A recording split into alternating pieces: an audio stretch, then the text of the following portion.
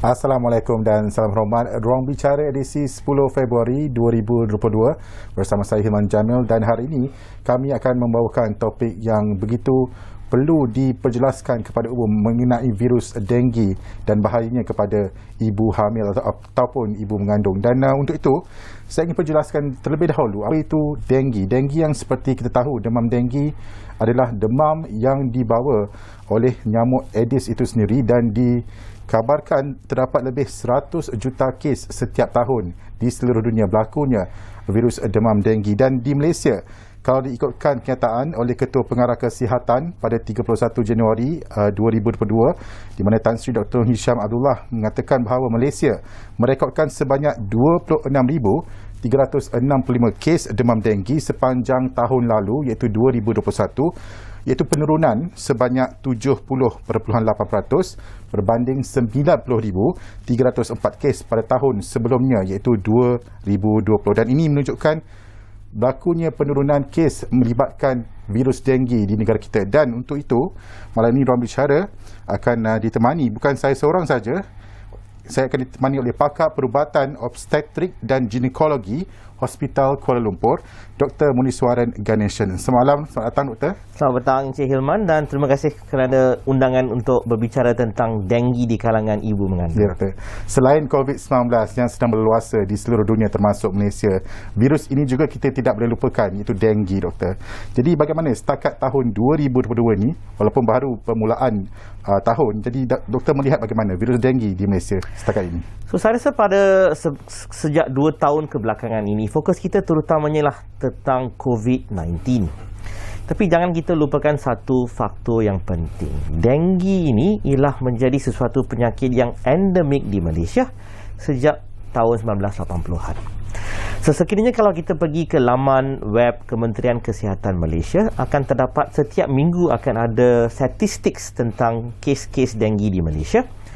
Dan mengikut kenyataan akhbar yang terbaru, pada tahun ini juga sudah pun ada 717 kes denggi yang positif.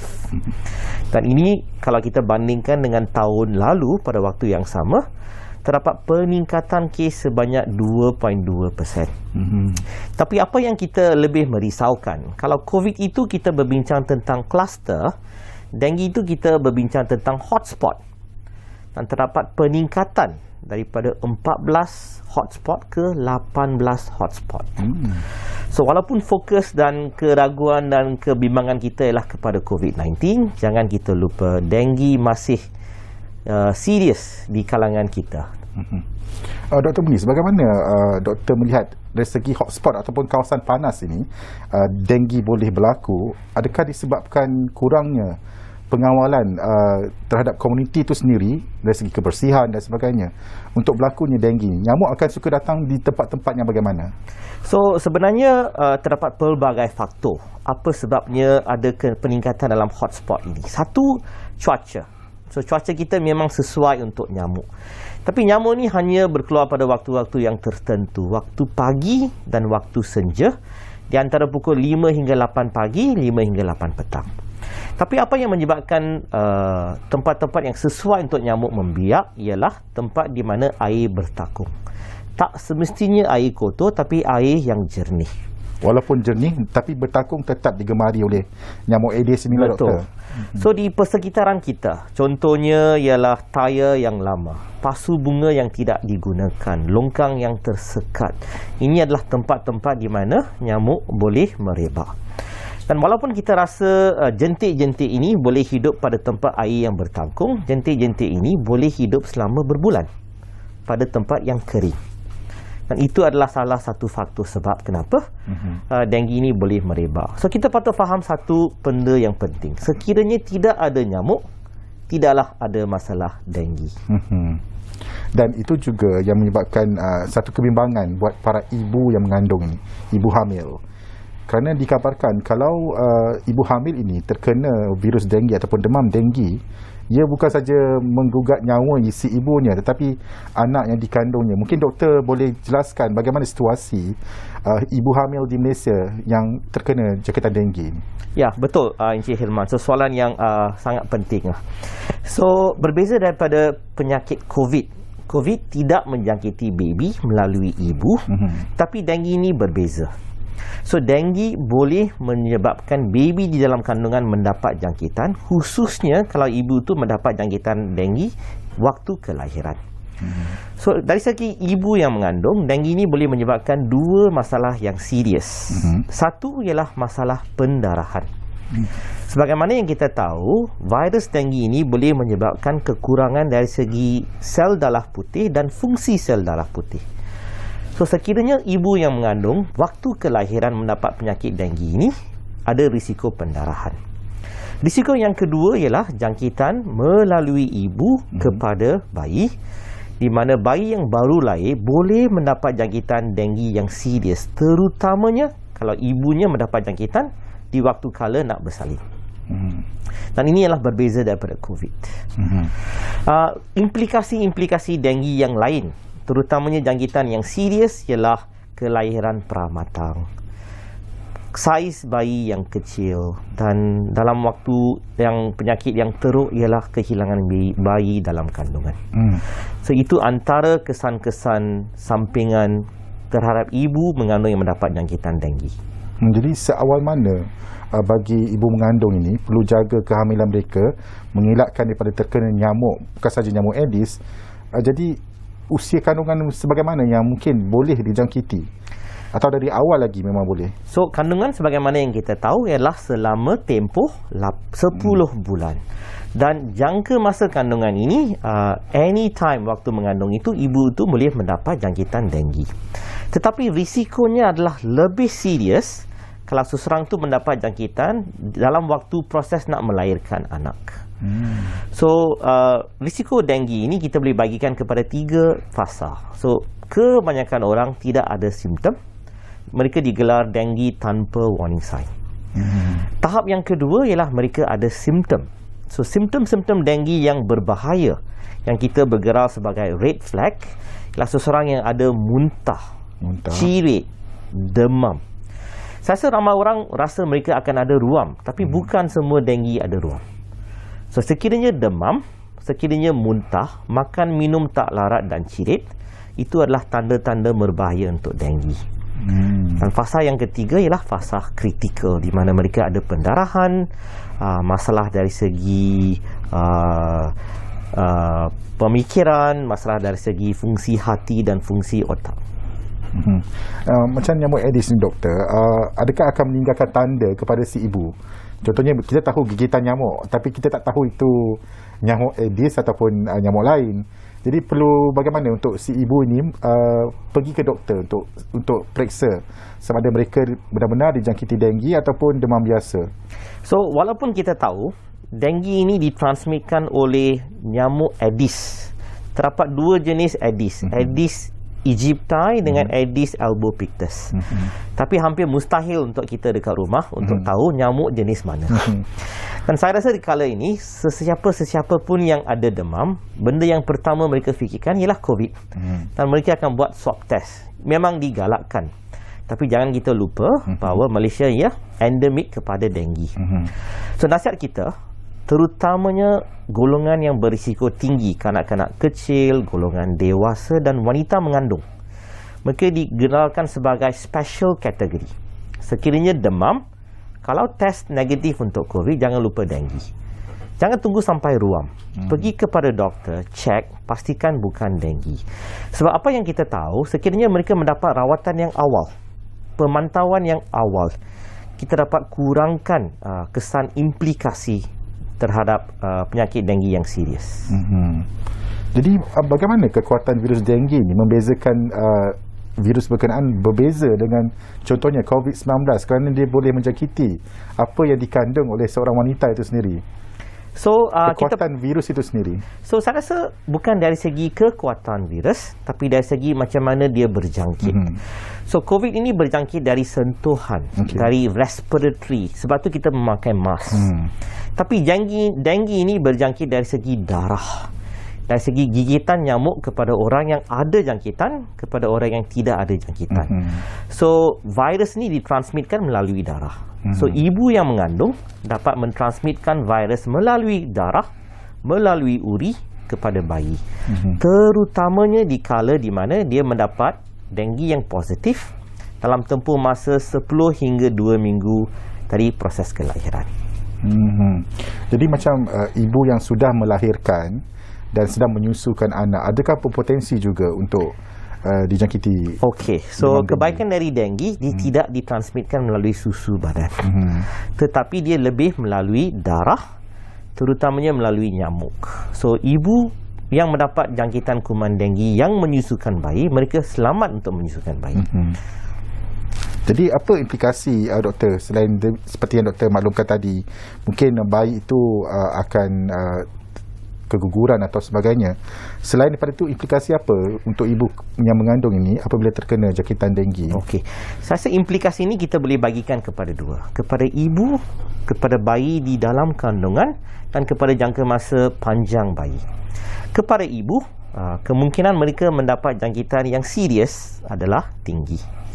Sekiranya mereka mendapat denggi di kala nak bersalin, risiko pendarahan adalah tinggi. Nombor dua, disebabkan terdapat perbezaan di antara faktor-faktor komponen-komponen darah, untuk merawat wanita mengandung denggi ini adalah berbeza daripada orang yang tidak ada denggi. Sebab rawatannya adalah lebih berlainan, disebabkan dia lebih rumit. Kepada bayi dalam kandungan, sekiranya mereka mendapat denggi pada kala yang pertengahan kandungan, tidak ada masalah. Tapi di penghujung kehamilan, di mana mereka mendapat denggi dan melahirkan anak, anak boleh menjadi positif. Dari segi jangka masa panjang pula, so denggi ni berbeza daripada COVID.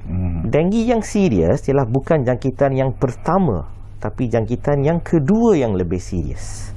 Cuba bayangkan, anak di dalam kandungan baru lahir sudah mendapat jangkitan nombor 1. Pada umur dewasa, sekiranya anak itu membesar, mendapat gigitan nyamuk yang kedua, mendapat jangkitan yang kedua, kemungkinan untuk mendapat jangkitan denggi yang serius adalah tinggi.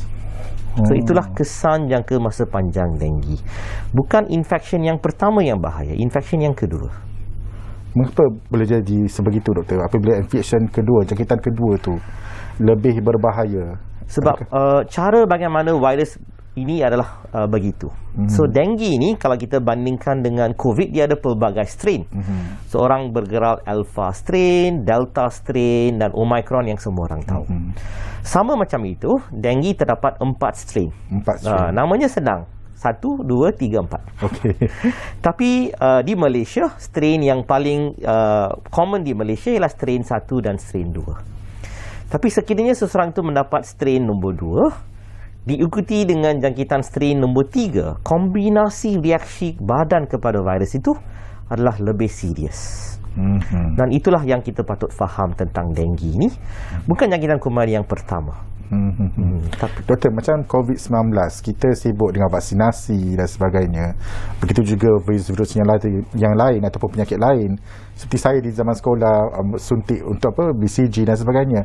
Macam denggi ini sendiri, adakah terdapat vaksinasi yang boleh diberikan kepada setiap rakyat Malaysia supaya tidak boleh dijangkiti denggi? Ya, so sebenarnya memang ada vaksin untuk denggi, dan nama vaksin itu digelar Dengvaxia.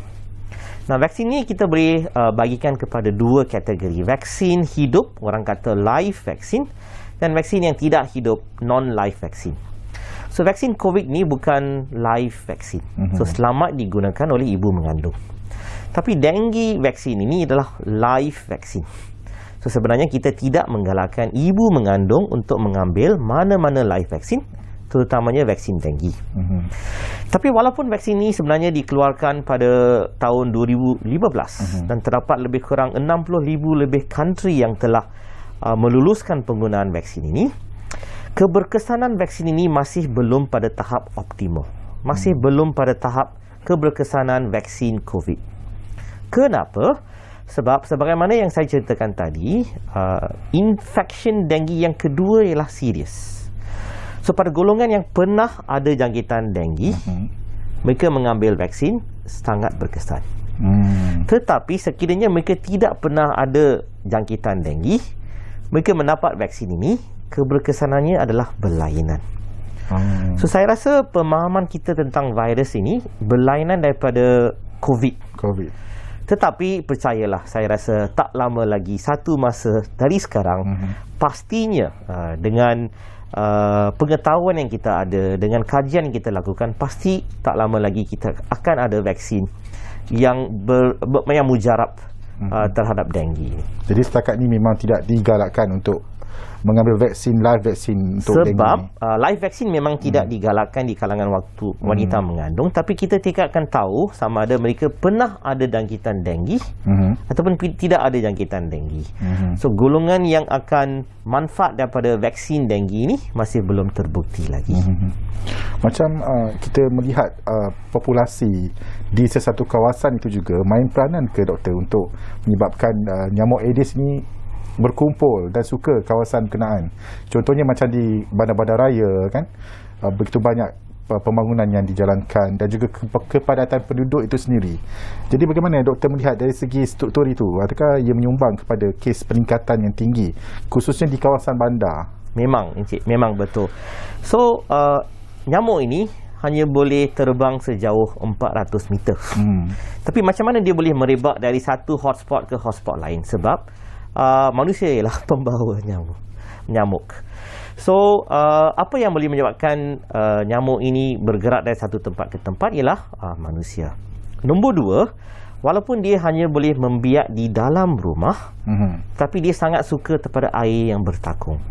So macam yang Encik ceritakan tadi, pembinaan tempat di mana ada air yang tidak mengalir, pasu-pasu bunga dekat rumah, tayar, benda permainan, ini semua ialah tempat potensi untuk nyamuk membiak. Dan sekiranya nyamuk membiak, sekiranya ada Aedes, risiko untuk mendapat denggi adalah tinggi. So saya rasa kita ada peranan yang penting, bukan hanya kepada keluarga kita sendiri, tapi persekitaran kita. So orang selalu tanya, macam mana kita nak elakkan daripada penyakit denggi ini? Kita patut elakkan daripada gigitan nyamuk. So macam mana nak elakkan gigitan nyamuk? Yang pertama, saya rasa waktu di mana kita keluar tu penting. Nyamuk ni paling puncaknya pagi dan senja. Pagi dan senja. Nombor dua, pemakaian kita. Sekiranya kita memakai baju seluar panjang, lengan panjang, kemungkinan digigiti oleh nyamuk adalah lebih rendah. Nombor tiga, kita boleh menggunakan insecticide, aerosol dan orang kata repellent. So walaupun aerosol dan repellent ni terdapat banyak bahan kimia, sebenarnya selamat digunakan oleh wanita-wanita mengandung. Tidak menyebabkan apa-apa masalah kepada kandungan mereka. Dan of course zaman dulu ramai orang yang guna penghalang nyamuk, jaringan penghalang nyamuk dan kelambu. Itu antara cara-cara macam mana kita boleh mengurangkan gigitan nyamuk dan secara indirectly kurangkan implikasi denggi. Doktor, saya tertarik nak mengambil kenyataan oleh Ketua Pengarah Kesihatan yang mengatakan bahawa denggi di Malaysia menurun pada tahun 2021 dan ini disebabkan oleh kawalan vektor kita yang antara yang terbaik di dunia selepas Australia, di mana kawalan denggi dengan memanfaatkan kebaikan nyamuk Wolbachia. Mungkin doktor boleh jelaskan apa itu? Menggunakan nyamuk lain untuk membunuh nyamuk Aedes atau bagaimana? Okey, so dengan cara yang senang, Wolbachia ini ialah sejenis bakteria. So bakteria ni kita akan menjangkitkan nyamuk Aedes betina dan yang ini kita membiakkan di persekitaran. Bila nyamuk Aedes betina yang dijangkiti Wolbachia ni membiak dengan nyamuk betina Aedes, nyamuk betina pun akan mendapat kuman Wolbachia. Nyamuk betina Aedes? Yes. So Aedes yang ada Wolbachia, kemungkinan untuk menjangkiti orang lain, untuk merebakkan virus ini adalah lebih rendah. So Wolbachia ni ialah bakteria. Kita menjangkitkan nyamuk dan nyamuk yang ada Wolbachia ini kurang membawa virus denggi. So itu adalah satu cara yang sangat berkesan. Antara satu cara yang moden yang orang guna teknik DNA dan hybridination. Mungkin penonton juga nak tahu doktor, di mana maksudnya Wolbachia ni, bakteria ini didapati? Macam adakah kita menghasilkannya ataupun dari mana? So Wolbachia ni memang ditemui kepada beberapa jenis haiwan. Dan kita tahu dari kajian, sekiranya Aedes ini mendapat jangkitan Wolbachia, kemungkinan dia untuk membiak adalah lebih rendah. So bakteria yang tidak membahayakan manusia, kita menjangkitkan nyamuk ini. Dan nyamuk ini kita membiakkan di persekitaran kita, dan proses ini telah lama digunakan oleh kerajaan Malaysia, khususnya di negeri-negeri yang di mana kita rasa adalah hotspot. Seperti di negeri mana kalau boleh doktor So kongsikan? hotspot ni dia akan berubah, tapi of course negeri Selangor, negeri Pulau Pinang, Kuala Lumpur adalah antara negeri-negeri yang hotspot untuk denggi ini.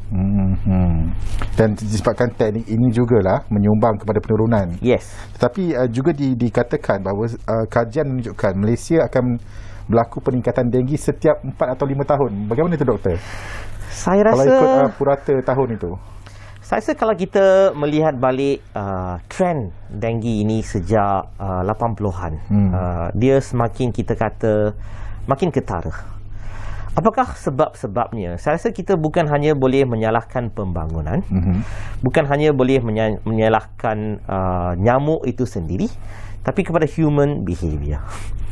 Dan sejauh mana kita secara proaktifnya menjaga diri kita, rumah kita, persekitaran kita.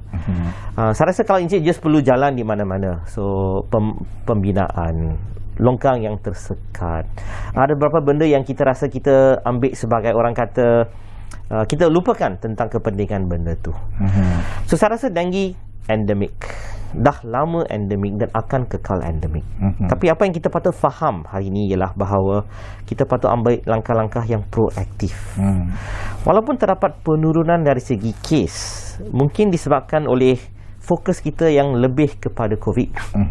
Kalau orang ada demam, mereka akan buat COVID test dan duduk di rumah. Tidaklah mereka pergi ke hospital untuk confirmkan denggi. So mungkin itu antara salah satu sebab kenapa terdapat penurunan dalam kes. Tapi dari segi nyamuk, dari segi cuaca, dari segi persekitaran kita, masih risiko untuk mendapat gigitan nyamuk adalah tetap sama. Dan itu juga saya nak tanyakan doktor, dengan keadaan sekarang ni, situasi COVID-19 ni, bila seseorang itu demam ataupun mempunyai simptom seakan COVID-19, mereka pun khawatir untuk ke hospital, takut dikatakan positif COVID-19 dan sebagainya. Tetapi sedangkan mereka tak tahu adakah itu denggi ataupun COVID. Jadi doktor melihat bagaimana situasi semasa sekarang ni. Perlukah mereka ni sama-sama pergi hospital, semak periksa kesihatan, kerana kita tak tahu itu COVID ataupun denggi. Betul. So saya rasa ramai orang dah lebih arif, dah expert kat rumah. Mereka dapat monitor pulse oximeter, monitor nadi. In fact mereka boleh buat swab test sendiri dekat rumah.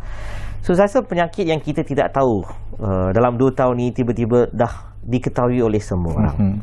Tetapi jangan kita lupakan denggi. So siapakah yang perlu risau tentang denggi? Nombor satu, golongan yang berisiko tinggi, golongan yang orang kata vulnerable, terutamanya ibu-ibu mengandung. Sekiranya demam, bagus untuk buat swab test. Tetapi sekiranya mereka demam dan ada simptom-simptom lain, contohnya demam yang berpanjangan, makan minum yang tak larat, muntah, cirit, nasihat kita ialah untuk tolong dapatkan test untuk denggi di hospital untuk confirmkan sama ada denggi ke tak. Sebab detection yang awal, rawatan yang awal dapat kurangkan implikasi denggi yang teruk. Jadi dari segi rawatan, apabila sudah dikesan si ibu ini ada dijangkiti denggi, adakah rawatannya berbeza dengan bukan yang mengandung ataupun mungkin lelaki, berbeza rawatannya? So cara pengawalannya berbeza. Sekiranya seseorang itu sihat, tidak perlu dimasukkan kepada hospital, tetapi wanita-wanita mengandung dikategorikan sebagai golongan yang special, golongan yang vulnerable. So mereka digalakkan untuk mendapat pemantauan di hospital. Rawatannya ialah sama, bergantung kepada tahap mana. So denggi kita boleh bagikan kepada 3 tahap. Tahap pertama ialah tahap di mana mereka ada demam yang tinggi. Tahap itu mereka memerlukan bantuan dari segi fluids, hydration. Tahap yang kedua ialah tahap kritikal. Tahap kritikal ini ialah 24 hingga 48 jam di mana mereka tidak ada demam. So walaupun orang lain rasa mereka tidak ada demam, sebenarnya waktu itulah ialah waktu kritikal yang perlu dipantau di hospital. Dan selepas 2 hari di mana mereka tidak ada demam, dah melalui tempoh kritikal, mereka boleh dipantau dekat rumah. So saya rasa kita selalu ada tanggapan bahawa kalau tak ada demam maksudnya sihat. Tidak. Tak ada demam ialah tempoh kritikal. Dan ramai orang tunggu dekat rumah untuk tengok sama ada ruam. Mereka rasa kalau demam ruam tu denggi. Tidak semua orang yang ada masalah denggi ada ruam. Malah kajian menunjukkan hanya 1 dalam 5 orang saja yang ada ruam. So simptom denggi ialah demam, muntah, cirit. Bagaimana pula doktor dengan simptom ataupun tanda-tanda yang nampak iaitu denggi yang berdarah ini? Apa beza dengan denggi biasa? Kau boleh jelaskan? So macam mana yang saya beritahu awal, denggi ni kita boleh bagikan kepada 3 tahap. Tahap pertama, mereka tidak ada apa-apa simptom langsung. Mereka bergelar denggi without warning signs. So tahap itu kebanyakan orang dalam tahap itu. Tahap yang kedua ialah denggi with warning sign. So denggi with warning sign ialah muntah, cirit, makan minum tak larat. Tahap yang severe ialah tahap pendarahan. So sekiranya mereka ada pendarahan, itulah disebabkan oleh kekurangan fungsi dan nombor sel-sel putih yang digelar sebagai platelet. So sesiapa yang ada jangkitan kuman denggi, kemungkinan platelet untuk turun adalah rendah. Dan sekiranya mereka ada jangkitan kuman, fungsi platelet itu akan kurang. Dan itulah yang akan menyebabkan pendarahan, especially sekiranya ibu tu nak dalam proses nak melahirkan anak. Tapi apa yang saya ingin merakamkan hari ini ialah ramai orang yang fikir bahawa terdapat banyak suplemen di luar sana. Contohnya jus-jus, pemakanan yang boleh menaikkan platelet. Tapi apa yang kita faham, denggi itu boleh menyebabkan fungsi platelet akan turun.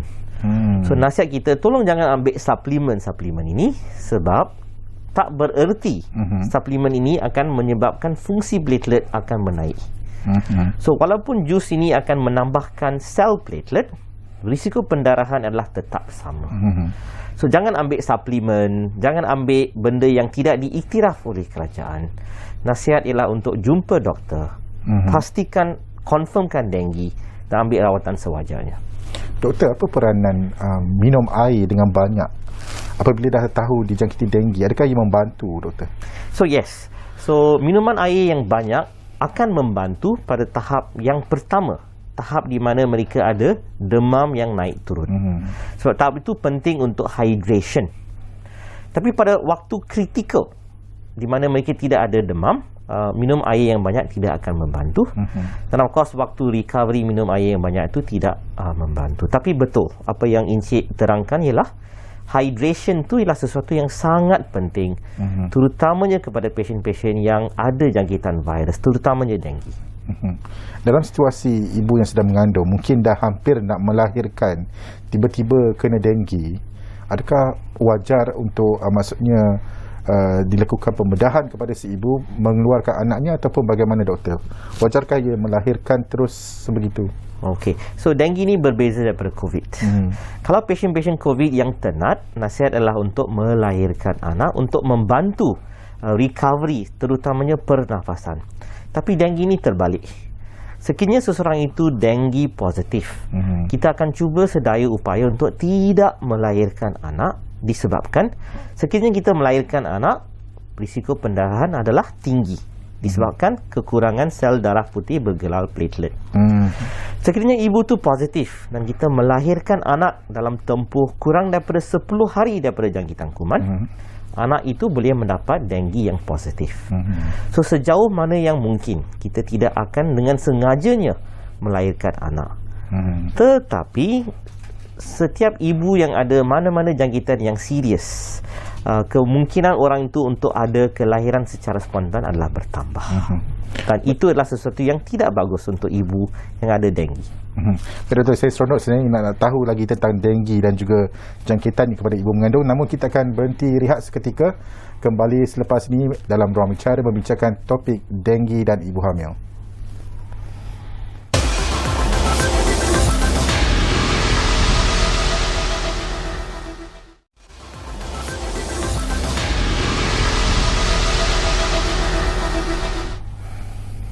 Bertemu kembali dalam Ruang Bicara membicarakan topik denggi dan ibu hamil. Bersama saya adalah Dr. Muniswaran Ganeshan, pakar perubatan obstetrik dan ginekologi Hospital Kuala Lumpur. Baik, Doktor, selain dari isu denggi, yang perlu kita risaukan juga adalah mengenai COVID-19 yang belum lagi menemui penghujungnya sehingga ke hari ini. Dan setakat ini Malaysia sendiri telah pun melengkapkan program vaksinasi PICK kebangsaan kita 3 dos. Jadi doktor melihat bagaimana suntikan booster ataupun dos pelengkap ini, adakah penting dan wajib perlu diambil oleh semua golongan? Yes. Saya rasa untuk saya summarisekan soalan Encik, saya rasa Delta wave ini ialah pandemic of the unvaccinated. Golongan yang tidak mengambil vaksin. Omicron ini pandemic of the unboosted. So nasihat kita, booster itu penting untuk kita menangani pandemik Omicron ini. Di waktu ketika di mana kita dalam ada kes yang semakin meningkat, booster digalakkan dan kita tahu booster ini selamat. Dan nak cakap tentang booster, golongan yang berisiko tinggi, terutamanya yang mengandung dan yang menyusukan anak, selamat menggunakan booster sebab itu akan protect mereka, kesihatan mereka, kesihatan bayi mereka, especially di ketika kita nak menangani variant of concern yang baru yang bergerak Omicron ni. Macam sebelum ni, doktor, pada suntikan dos pertama dan dos kedua, Malaysia tidak mengalami masalah sebegitu besar seperti dos pelengkap ini kerana ada keraguan untuk mengambilnya. Di situ selepas, ya biasalah, di media sosial tersebarnya itu dan ini. Jadi mungkin itu juga memainkan peranan sebenarnya, doktor. Penerangan sebenar kenapa perlu ambil dos pelengkap ini. Betul. So saya rasa sebagaimana virus itu evolve, sains dan kajian masih juga tentang evolve. So sebenarnya program vaksinasi Malaysia yang dilancarkan April tahun lalu memang menggalakkan dos vaksinasi untuk semua golongan. Mula-mula fokusnya ialah kepada healthcare professionals frontliners, lepas tu yang berisiko tinggi dan sekarang kepada segala masyarakat. Tapi selepas itu kita tahu virus ini daripada Delta menjadi Omicron. Dan kita juga tahu bahawa 2 dos tidak cukup, bukan hanya untuk golongan yang berisiko tinggi, malah untuk segala golongan yang adult. So kita tahu booster ini, terutamanya dos ketiga, akan kurangkan risiko kemasukan ke hospital dan juga risiko kematian. Dan kajian juga telah menunjukkan bahawa dengan mengambilnya dos ketiga, tidaklah seseorang itu akan overdose. Ataupun tidaklah itu akan menyebabkan kesan sampingan yang berlebihan. So dos ketiga selamat digunakan. Dan kita juga tahu dari kajian bahawa kita boleh mix dos. Contohnya, sekiranya seseorang itu mengambil Sinovac dos pertama dan Sinovac dos kedua, mereka boleh mengambil dos ketiga Pfizer. Dan kombinasi mixture ini adalah lebih berkesan daripada dos Sinovac yang sama. Timbul juga keraguan, doktor, sebelum ni nak campur ke ataupun ikut 1 dan 2. Tapi bila dari segi sudut kesihatan sendiri mengatakan lebih berkesan. Yes. Bagaimana pula dengan kes mengatakan lain orang lain penerimaannya? So saya rasa sekarang selepas hampir 10 bulan dengan program vaksinasi kebangsaan ini, memang ada kajian yang menyeluruh dan kukuh yang menunjukkan 2 benda. Adakah vaksin berkesan? Ya, ia sangat berkesan. Apakah tentang kesan sampingan yang selalu dikuatiri oleh semua orang? So kebanyakan kesan daripada vaksin ini adalah orang kata self-limiting, di mana kesannya hanya kepada segelintir yang kecil. Bukan 90% tapi hanya 10%. Dan kesan sampingan itu pada kebanyakan masa ialah yang minimum, sakit kepala, sakit badan, yang akan hilang selepas 2 hari. So kalau kita bandingkan implikasi Omicron, sakit Omicron adalah jauh lebih berbahaya. Kesannya jauh berpanjangan dan implikasi kemasukan hospital, ICU, kematian, kelahiran pramatang jauh serius. Daripada kebaikan vaksin, kesan sampingan vaksin yang limited 1 hingga 2 hari, sakit kepala, demam, bukan semua orang yang boleh diubati dengan mudah dengan Panadol. So saya rasa kita sekarang lebih reassured dengan kajian bukan hanya di luar negara, tapi kajian di Malaysia sendiri yang menunjukkan vaksin selamat, vaksin berkesan even terhadap ibu mengandung dan tidak menyebabkan bayi yang cacat, tidak menyebabkan kelahiran pramatang. So ibu-ibu yang mengandung tidak perlu khawatir tentang keselamatan vaksin. Tidak perlu risau tentang risiko kepada bayi. Tapi nasihat kita ialah tolonglah ambil booster, terutamanya di pandemik terhadap Omicron ni. Macam sekarang ni pula Doktor, YB Kari Jamaluddin, Menteri Kesihatan pun telah pun mengumumkan bahawa kanak-kanak program Pick Kids dan ibu bapa juga ada keraguan nak ambil atau tidak. Jadi itu agak merisaukan kita sebenarnya. Kerana anak kita faham masih muda, tapi ini adalah vaksinasi yang perlu diambil untuk mencegah daripada COVID-19 dari terus merebak di kawasan yang mereka selalu pergi macam sekolah, pusat tuition dan sebagainya. Mungkin doktor boleh nasihatkan kepada ibu bapa di luar sana yang masih ragu-ragu untuk memang tidak wajib tapi mungkin perlu diambil. Ya, soalan yang sangat lazim dan sangat penting. So sebagaimana setiap polisi kerajaan ini adalah berdasarkan kepada kajian dan sains. So program kita untuk memvaksinikan kanak-kanak adalah dari segi dua sebab. Walaupun kita tahu implikasi dan risiko kanak-kanak ini adalah rendah, tapi kanak-kanak ini yang balik ke rumah, yang tinggal dengan dewasa, yang tinggal dengan nenek moyang cucu mereka, walaupun kanak-kanak ini sihat, boleh membawa virus ini ke rumah dan menjangkiti mereka. So sekiranya kita memvaksinasikan kanak-kanak, bukan hanya dia memprotekkan mereka, tapi kurangkan risiko mereka menjangkiti dewasa yang berisiko tinggi. Dan kita tahu dari segi kajian, dari segi Amerika Syarikat dan luar negara, khususnya European countries, bahawa selamat untuk memvaksinasikan kanak-kanak.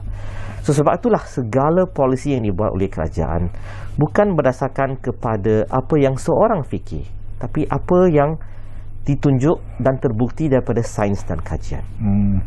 So nasihat kita, vaccination kanak-kanak ialah langkah seterusnya untuk kita kurangkan implikasi COVID. Sebabnya kita patut fikir tentang rumah tangga kita, orang persekitaran kita, bukan hanya diri kita sendiri, tapi orang yang berada di sekeliling kita.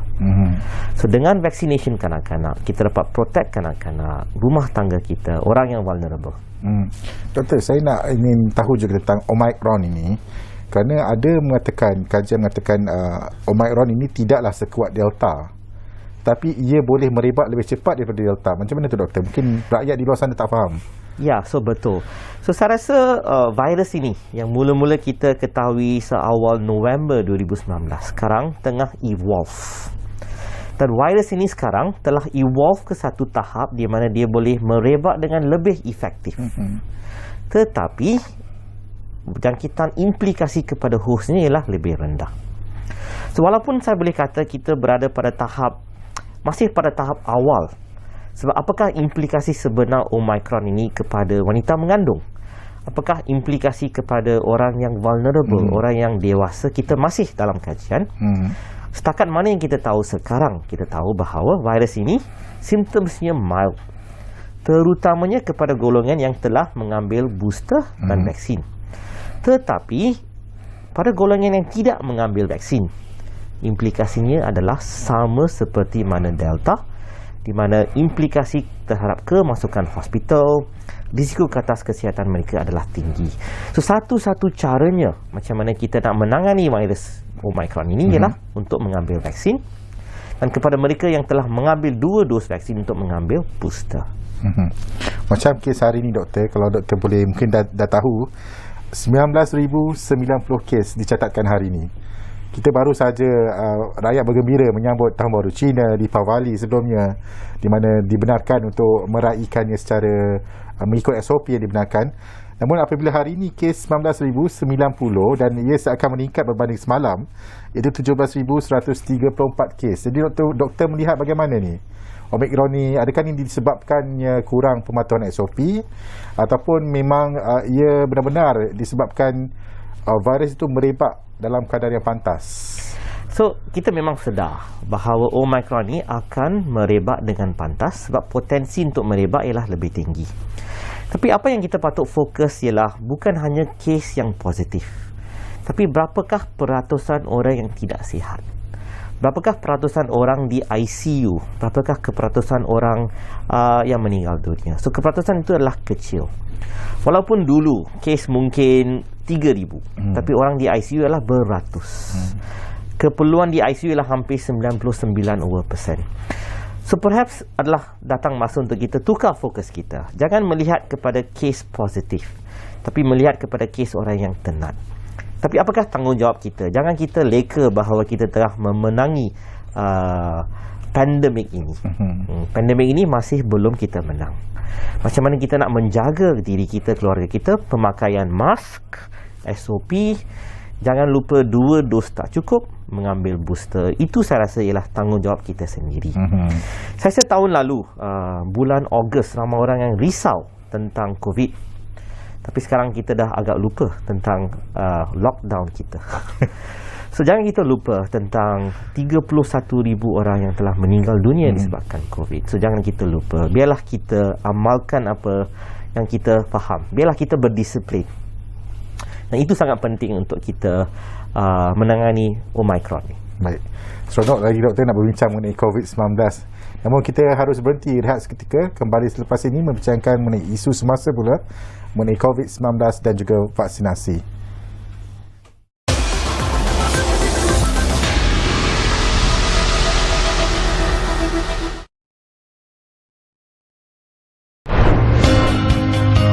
Selamat menyambut Hari Keselamatan Internet 2022 edisi Malaysia. Marilah kita bertindak secara adil dengan menerapkan konsep kita cyber, iaitu komunikasi, inklusif, tanggungjawab dan akrab. Sentiasa bijak, sentiasa selamat. Bersama ke arah kesejahteraan cyber, layari laman sesawang cybersafe.my untuk maklumat lanjut.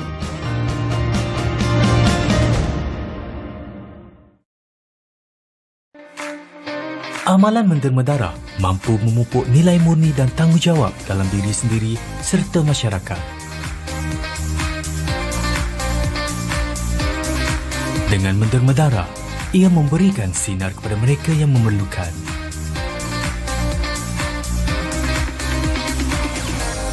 Berikan sokongan anda. Jadilah penderma darah. Pasukan Tidak Balas Kecemasan Pertahanan Awam Saidat Keluarga Malaysia ditubuhkan pada 16 Mac 2006. Ia berfungsi sebagai pasukan tidak balas awal di kalangan komuniti untuk sebarang kejadian kecemasan dan bencana sebelum pasukan penyelamat utama tiba. Sasaran Angkatan Pertahanan Awam Malaysia APM ialah menubuhkan Saidat Keluarga Malaysia di setiap 222 parlimen pada tahun 2022. Sasaran awal 100 hari pertama telah tercapai dengan penubuhan 44 pasukan. Peka dengan bencana yang mungkin berlaku di tempat anda. Sediakan beg ready to go anda yang mengandungi whistle, lampu suluh, kit perubatan kecemasan, power bank, kit kebersihan, tuala, air minuman, makanan tin, dokumen penting dan wang tunai. Jom sertai Saidat Keluarga Malaysia di tempat anda. Keluarga Malaysia siap siaga bencana.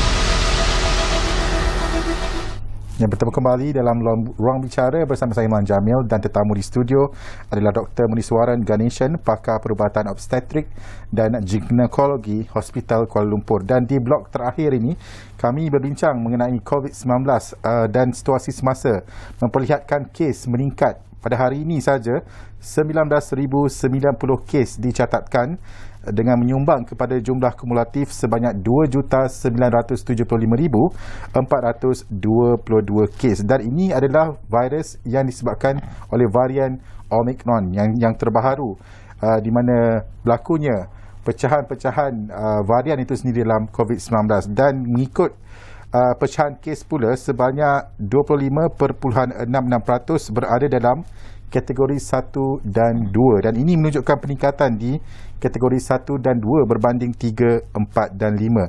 Dan itu juga yang saya tanyakan kepada doktor. Doktor, mungkin memperlihatkan Omicron ini, ada yang mengatakan bahawa jangkitan Omicron ini tidak sekuat Delta. Mungkin gejala atau simptomnya pada kategori 1 dan 2 sahaja, tapi ia merebak dengan pantas.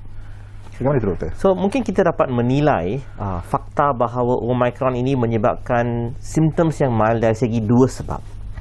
Satu, dari segi virus itu sendiri, di mana perubahan dari virus itu menyebabkan implikasi kepada badan manusia, hostnya ialah lebih rendah. Tapi saya rasa salah satu faktor lain yang lebih penting adalah kenapa seseorang itu mempunyai simptom yang mild. Dua sebab. Mungkin disebabkan oleh immunity, disebabkan oleh vaksin dan booster. So kita tak boleh kata simptomnya mild disebabkan oleh virus Omicron, tapi secara penyeluruhan ialah sekarang kita lebih imun. Kita dah ambil vaksin, kita dah ada booster. Jadi ada beza individu yang tidak mengambil booster ataupun dos pelengkap ini berbanding dengan yang ambil booster, apabila dijangkiti Omicron, tahapnya berbeza. So, kalau kita melihat tentang wanita-wanita hamil yang meninggal dunia sepanjang 2021, hampir 97% mereka tidak mengambil vaksin. So, kita faham bahawa golongan yang tidak mengambil vaksin adalah golongan yang paling vulnerable terhadap jangkitan kuman yang serius, khususnya dari segi kematian, kemasukan ke ICU. So, adakah vaksin ini penting? Yes. Di Malaysia juga, sebagaimana di negara barat, vaksin ini berkesan. Tapi kita tahu itu untuk Delta strain. Tapi untuk Omicron ini berlainan pula. Omicron ini booster dos ketiga ini adalah lebih protektif. Tapi ramai orang sering tanya, perlukah kita dos keempat, dos kelima, dos keenam? Saya rasa kita patut melihat evolution, sebab virus yang masih tengah mengkaji ini, sehingga sekarang kita tahu 3 dos ialah cukup untuk Omicron. Dan yang seterusnya kita patut kaji, menilai dan ikut kajian dan evolution virus ini. Bermakna kemungkinan doktor, COVID-19 ini akan sentiasa berevolusi. Mungkin ada varian yang lain selepas ini. Jadi maksudnya tidak boleh dihentikan begitu sahaja doktor. Saya rasa kalau kita melihat balik kepada implikasi pandemik influenza tahun 1911, dah 100 tahun influenza virus tetap ada. So virus COVID ni pun tetap sama. Dia akan tetap evolve, dia akan tetap ada. Tapi manusia akan jadi lebih imun. Dan bila kita imun, kita punya implikasi terhadap kesihatan kita adalah akan kurang, sebab kita akan lebih protected. So saya rasa virus ini tetap akan ada. Tetapi kitalah yang akan imun, dan implikasi-implikasi beribu-ribu kes yang meninggal dunia itu tidak, terutamanya sekiranya mereka mengambil vaksin dan mereka boosted. Okey, macam doktor pakar ONG di HKL, mungkin doktor dah berhadapan dengan isu COVID-19 ni sejak 2-3 tahun yang lalu, dan melihat kepada kes yang sentiasa meningkat akhir-akhir ini, terutamanya hari ini 19,000, adakah jangkaan berikutnya bagaimana doktor? So kalau kita belajar daripada ramalan pakar-pakar lah mengatakan bagaimana. So saya tidak akan menakutkan sesiapa, tapi kalau sekiranya kita belajar daripada apa yang terjadi di negara Europe, di Amerika Syarikat dan di United Kingdom, kes dijangka akan naik. Dan itu adalah satu ramalan yang memang segala pakar di Malaysia akan tahu. Sebab itulah kita mempercepatkan proses booster dengan cara yang agresif. Sebab kita tahu salah satu caranya ialah kita untuk menangani implikasi wave Omicron ini ialah dengan booster. So kita tahu kes akan naik, tapi penting untuk kita memprotekkan seramai mana yang boleh. Salah satu caranya ialah dengan mempromotkan booster. Pastikan golongan-golongan yang vulnerable, golongan yang adult, termasuk kanak-kanak, menampakkan booster ini. Dan itu lebih penting. Itu lebih penting doktor. Bermakna kalau ambil booster ni ibarat pelindungnya lebih kuat. Maksudnya ada satu lagi penghalang yang boleh mengelakkan daripada kena Omicron. So dia bukan 100%, tapi bukan 100%. Lebih daripada 96%. Dan dia kalau katakanlah terkena juga jangkitan COVID-19, tidak seteruk manalah. So kepada golongan yang pernah complete vaksin, golongan yang ada booster, sejauh mana yang kita tahu, golongan ni dalam kategori 45 ni adalah minority. Sebab majority mereka akan ada asymptomatic, tidak akan ada simptom, dikategorikan sebagai kategori 1 dan 2. Dan itu memang kajian yang menunjukkan di luar negara dan juga di Malaysia. So, sekarang sekiranya kita menilai kes-kes yang positif, walaupun ada 17,000 kes, 19,000 kes, golongan di ICU adalah segelintir kecil. Tetapi segelintir kecil yang ada di ICU, kebanyakan mereka adalah golongan tidak mengambil vaksin, golongan tidak mengambil booster. Ya. Okey. Saya nak tanya juga tentang SOP. Pada pandangan doktor, pakar ONG, SOP yang mungkin dia akan dilonggarkan selepas ini, misalnya pada Jumaat nanti esok, suhu tidak perlu diperiksa lagi di setiap premis. Pada pandangan doktor, perlu atau tidak? Saya rasa terdapat SOP. Ya. Saya rasa kita dalam satu fasa yang penting dalam hidup kita. Fasa perubahan di antara pandemik ke endemik. So, pada awalnya kita tidak faham apakah implikasi virus COVID ini. Waktu itu kita berada di pandemik. Tapi sekarang kita patut berubah. Kita patut adapt because kita patut hidup dengan COVID. Kita tahu kebanyakan orang, hampir 90% lebih orang tidak ada apa-apa simptom. So, kalau tidak ada demam, tidak bermaksud mereka tidak ada jangkitan COVID. Itu yang bahaya. Ya. Dan yang kedua, kita juga tahu bahawa percentage orang yang telah complete vaksin ini adalah tinggi. So, tidak perlu kita mengambil suhu. Tapi apa yang lebih penting ialah kita ada disiplin sendiri. Kalau kita ada simptom, check, confirmkan, buat home test. Kalau positif, kuarantin sendiri. Saya rasa disiplin itu adalah lebih penting. Dan itu akan menjadi SOP yang baru daripada SOP yang lama di mana kita terpaksa cek suhu. Sebab tidak ada suhu tidak bermaksud tidak ada COVID. Itu akhirnya dikenal pasti. Suhu tidak memainkan peranan dalam jangkitan COVID-19. Yes. So, saya rasa kita tengah beralih dari fasa pandemik ke fasa endemik. Dan itulah sebab-sebab kenapa kita ada perubahan dari segi SOP-SOP. Doktor, saya sebenarnya makin seronok nak tahu pasal COVID-19 ini. Masa mencemburui kita, doktor.